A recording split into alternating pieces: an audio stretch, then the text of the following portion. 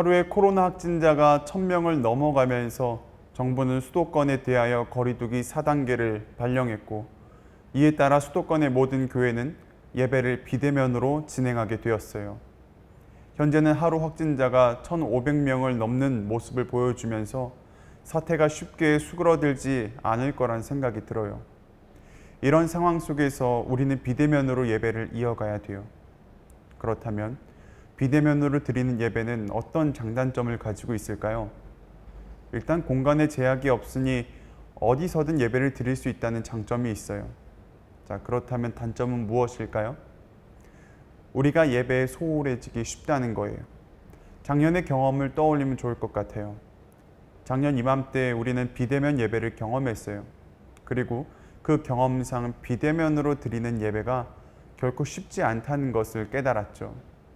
비대면으로 예배했던 청년들의 말을 빌리자면 일단 현장감이 없어서 예배에 집중하기 힘들었다고 해요. 그리고 점점 예배를 드리는 태도가 나태해지는 현상까지 나타났죠. 우리가 평소 교회에 예배를 드리러 나오기 위해서는 아침에 일찍 일어나야 했고 씻고 단장을 해서 교회에 나왔어요. 아무래도 밖으로 외출을 하는 것이다 보니 스스로 신경 쓸 것들이 많았어요. 하지만 비대면 예배는 집에서 화면으로 이루어지죠. 씻을 필요도 옷을 갈아입을 필요도 없어요. 나를 바라보는 사람들의 시선이 없기 때문에 가장 편안한 모습으로 예배를 드리게 돼요.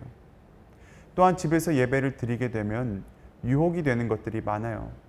예배를 드리다가 목이 마르면 냉장고에 가서 물을 꺼내와요.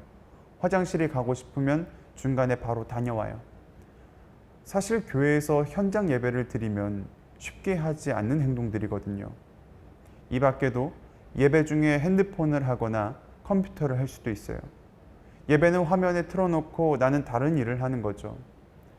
저는 비대면 예배에 대해서 긍정적인 면도 있지만 그만큼 부정적인 면도 함께 존재한다고 생각하고 있어요.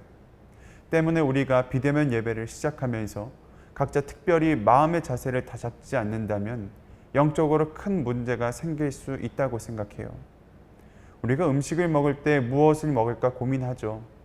또 그것을 어떻게 먹을까 생각해요. 특히나 맛있는 음식에 대해서는 다들 진심이에요.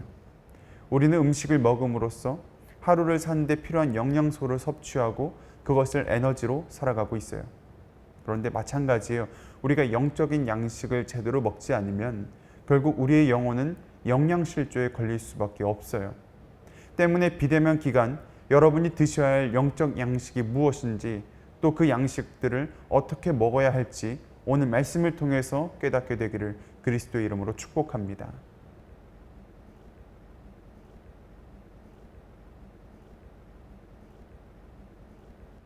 다니엘의 이력은 조금 특이해요. 그는 이스라엘의 귀족이었지만 바벨론에 의해 나라가 멸망한 다음에는 바벨론의 포로가 됐거든요. 비록 포로 생활 중에 우여곡절들이 있었지만 하나님의 은혜로 다니엘은 바벨론의 총리가 돼요. 그리고 나중에는 메데 바사 연합군에 의해 바벨론이 멸망하면서 다니엘도 함께 축출되는 것이 아니라 그대로 메데 바사 연합군의 총리로 연이어서 관직을 이어가게 돼요. 좀 특이하죠? 아무튼 이러한 다니엘의 생을 살펴보면 그는 결코 쉬운 인생을 살지는 않았어요. 그렇지만 다니엘이 자신의 인생을 통틀어 결코 소홀히 하지 않았던 한 가지가 있는데 바로 그가 믿고 섬기던 하나님이에요. 다니엘은 믿음에 관한 문제로 결코 현실과 타협하지 않았어요. 우직스러움을 넘어서 미련스러울 만치 자신의 신앙적인 태도를 꺾지 않았던 거죠. 오늘 본문도 그 중에 한 장면이에요. 다니엘이 메데 바사 연합군의 총리 생활을 할 때예요. 이 당시 연합국은 왕 밑에 3명의 총리가 있었고 이 3명의 총리는 120명의 지방 수령들을 통치했어요. 그런데 다니엘은 뛰어나도 너무 뛰어났어요. 국정을 운영하는 데 있어서 거의 독보적인 존재감을 나타냈던 거죠. 그러자 나머지 총리와 고관들이 다니엘을 시기하기 시작했어요. 정치적으로 다니엘을 숙청하려고 했던 거죠. 그래서 그들이 합심하여 모략을 꾸미기 시작해요. 그리고 한 가지 금령을 왕에게 제안하죠. 다니엘서 6장 7절에 그 내용이 나와 있어요. 나라의 모든 총리와 지사와 총독과 법관과 관원이 의논하고 왕에게 한 법률을 세우며 한 금령을 정하실 것을 구하나이다.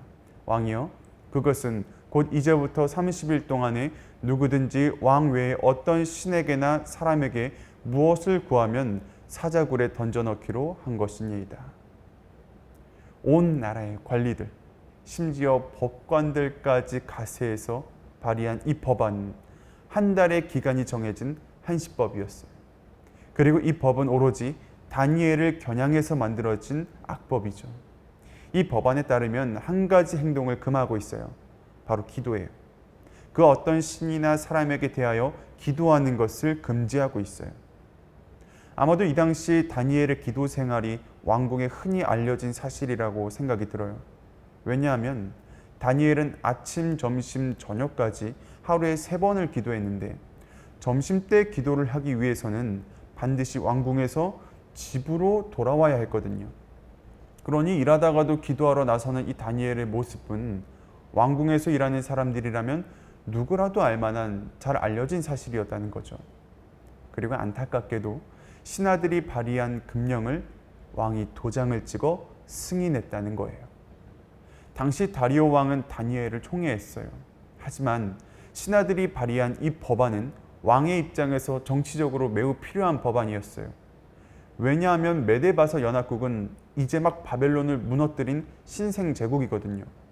그러니 자신에 대한 백성들의 충성심을 고취시키고 왕권을 공고히 하기 위해서는 위와 같은 법령이 필요했던 거예요. 때문에 왕이 멍청하지 않은 이상 이 법이 누구를 겨냥했는지 짐작하고 있었을 거예요. 그럼에도 불구하고 왕이 이 법을 승인했던 이유는 금령이 평생 가는 것이 아니라 단 30일만 유지되는 한시법이었기 때문에 그래요. 어쩌면 왕은 30일이라는 기간을 짧게 보았고 이 기간이면 다니엘도 잠시 기도를 쉬었다가 나중에 재개할 줄 알았던 거죠. 하지만 이것은 다니엘을 잘못 판단한 거예요. 다니엘은 신앙의 문제에 있어서만큼은 절대 현실과 타협하지 않았어요. 사자굴에 들어갈지언정 기도를 멈추지는 않았던 거죠. 이런 다니엘의 기도를 보면 한 가지 특이점이 있어요. 항상 예루살렘을 향한 창문을 열어놓고 기도한다는 거예요. 이것은 다니엘의 소망을 나타내요.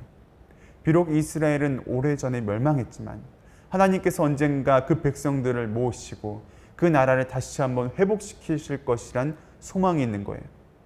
전 이런 다니엘을 보면서 이런 생각이 들어요. 상황만 조금 다를 뿐이지 따지고 보면 다니엘도 비대면 예배를 맞이한 거예요. 공식적으로 나와서 하나님을 예배할 수 있는 길이 없어진 거죠. 하지만 다니엘은 자신의 골방에서 하나님을 만나는 그 일을 멈출 수가 없었어요. 다니엘은 영적으로 사는 사람이었어요. 하나님과 영적으로 교제하지 않으면 자신의 영이 메말라 죽는다는 사실을 다니엘이 너무나도 잘 알고 있었던 거죠. 총리로서 자신의 지혜와 영향력은 오직 하나님께서 만들어 주셨음을 다니엘이 인정하고 있는 거예요. 때문에 그 어떤 상황과 환경 속에서도 다니엘은 하나님을 찾았어요. 비록 금령이 그의 목숨을 조여왔지만 다니엘은 여전히 하나님을 신뢰하는 그 일을 멈추지 않았어요. 계속해서 하나님을 신뢰하였고 이 암흑과도 같은 상황 가운데 하나님께서 빛을 비춰주시고 생명의 길을 내어주실 거란 걸 확신으로 믿고 있었던 거죠. 그리고 더 나아가 언젠가 자신의 만국이 하나님의 손에 의해서 다시 회복되어질 거란 것을 다니엘은 믿고 있었어요. 때가 되면 하나님께서 회복시키실 것을 한 채 의심도 없이 신뢰하고 있었던 거죠. 그래서 그는 날마다 무너진 성전이 있는 예루살렘을 향해 기도했던 거예요. 우리 청년들도 마찬가지예요. 비록 지금은 비대면으로 예배를 드리는 상황이지만 이 기간을 여러분이 잘 사용하셨으면 좋겠어요. 비대면 기간은 예배를 쉬는 기간이 아니에요. 절대 신앙생활의 방학이 아니에요.